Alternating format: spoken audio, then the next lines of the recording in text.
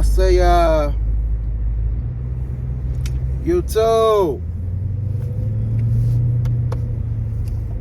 Good early morning. Good morning. Had to put the lights on. It's still dark outside. We got a beautiful day here in Las Vegas, Nevada. Well, I can't really tell. It's dark outside. Actually, I do see a couple of clouds in the sky. The weather 45. Reporting live, Sin City. If it's your first time rocking with the boy, I be the KINGSPR33. That be me, King Spree. You locked in with one of the realists.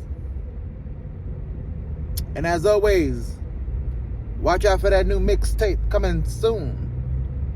Baby, I promise you're gonna love it. So, early morning get up Friday. It's Friday night. The party's here from the west side. Friday morning, we headed to the gym. We about to get his little weightlifting in, man. You know, niggas trying to be healthy going on to the 2022. You dig? 2022, it's time to double up. Before we get into the topic, go ahead and like the video for me, just off the strength, bruh. Don't even worry about what the content is. Like the video off the strength for the boy. Go ahead and subscribe to the boy channel. We almost at 70. I know it don't mean nothing to y'all, but it mean the world to me. So go ahead and subscribe to the channel. And when you subscribe, make sure that the notification bell is on. I ain't gonna lie, I like talking. And this gonna be a thing for a while. So please join in early, man. I'm gonna do something when the time comes for the first 100 people that hit my line. First 100 people that will subscribe to the boy channel, that supported the boy in the beginning stages. I don't know yet, but we'll figure something out. Something to show my my gratitude. But anyway, so yesterday I didn't go to the gym. I woke up early. I did what I had to do, but I skipped the gym. And the reason why is because I was texting my mom, normal good mornings and different things like that. And as we're texting back and forth, about maybe 6 days ago, last Saturday, my mom and I had a long conversation on the phone. And that conversation was centered around everything. But in particular, we somehow got into the conversation of finance.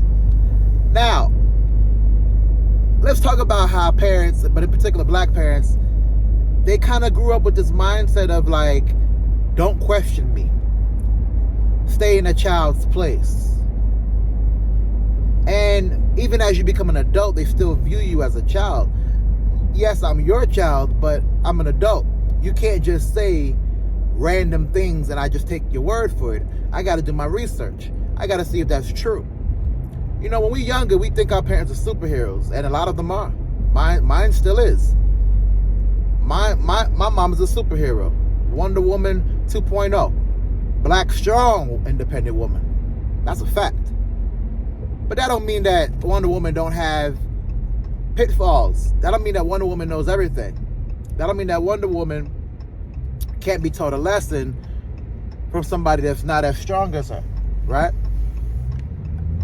One thing in the black culture that I think, in my personal opinion, obviously, that we suffer from is we think like we too scared to ask a question. We too scared to be enlightened. And I made videos about that earlier in my channel. Please go back and look for them. We're too scared to like say, yo, listen, I don't know the answer, bruh. Yo, Queen, I don't know the answer. We think that if we say that, they're going to find us out. They're going to figure us out. Oh, you ain't who you say you are, right? And I know for me, like, man, I've been spending my whole adult life trying to figure this thing out, right? And I have little segments, little pitfalls. So I'll start off strong. I'll go strong for 8 months. I'll fall off the wagon for 5. I come back strong for 10. I fall off for 3. My point is, I've been, like the stock market, I've been going up and down. I've been increasing value over time, but I've been also going up and down. My point is this. So we get into a conversation about finances, and I know my mother, and I also know how she thinks. So I tiptoe around certain conversations, but I don't want you to talk to me silly either. Don't talk to me like I don't know what I'm talking about. So we was talking about me buying a home, because that's my next goal for 2023. All next year I'm gonna start stacking this bread. In 2023 we coming strong, trying to make it the best year ever, right? So we're talking about that. We're talking about her in particular. I'm like, Mom, so just to ask the question, kind of what do you are you investing in anything? I just started investing myself, and I'm kind of holding myself accountable month by month to put X amount of dollars in these different categories that I have, whether it's going to be the stock market itself through my TD Ameritrade account, my individual brokerage account, or I'm doing it through cryptocurrency, eventually real estate. There's some REITs that I deal with. So like, it's like, what's your thing? Of course, you know, the S&P 500. Of course, you know, Ian Dunlap, the master investor, told me 2 techs, 2 index, no sweat. So, you know, I'm kind of following that blueprint. So what are you invested in, Mom?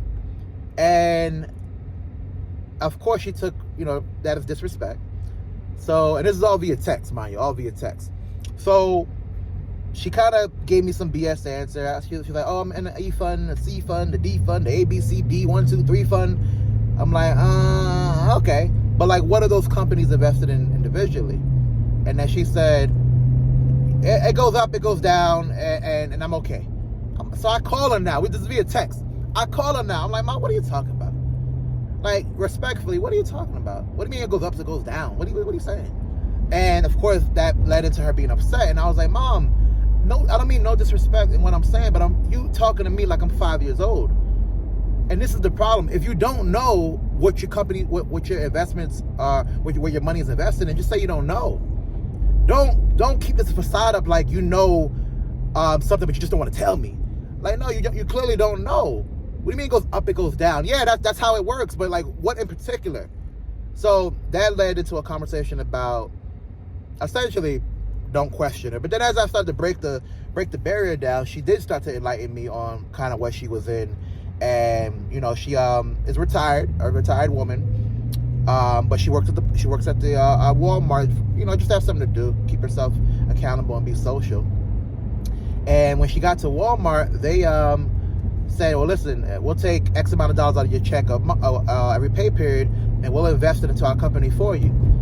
And so that's what they've been doing. And I think she got like 5 shares in the company, and so on and so on. My point I'm making is this. My bigger point is, after I broke down the barrier, I found out a couple of things I didn't know. I found out my mom had a situation and you know, that kind of, it was a setback. I'm not gonna get too in detail, but it was a setback for her, and I started to understand why there were some struggles along the way for us. Stuff that I didn't know at all.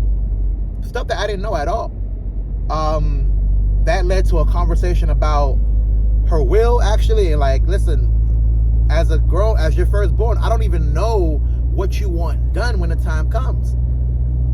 I don't even know where to go when the time comes. I mean, I know what to do as far as how to, any person in the world you would bury and how you would go take those steps for a funeral. But you in particular, I don't know your wishes. I don't know this, I don't know that. That led to her, you know, talking about her living will and going to mail me a copy. My point I'm making is mail me a copy. My point I'm making is this. I keep saying my point I'm making. As a black man, and this is a black woman, but as black people in general, like, why are we so scared to say we don't know something? Why are we so scared to learn something? Why are we so scared to take a step back and have the conversation? Your parents are superheroes, man, in the beginning. You just take their word for it. Your mom say, yo, listen, turn the goddamn lights off. You're like, I guess I need to turn them off. But what if our parents started explaining, here's why we need the lights not to be on. Number one, it's bad for the environment. It's burning a lot of energy, so on and so on. Number two, the bill starts to increase the more you leave this product on. Here was my bill last month. It was $250 for a family of 6. When we're conserving energy, that bill now goes down to $130.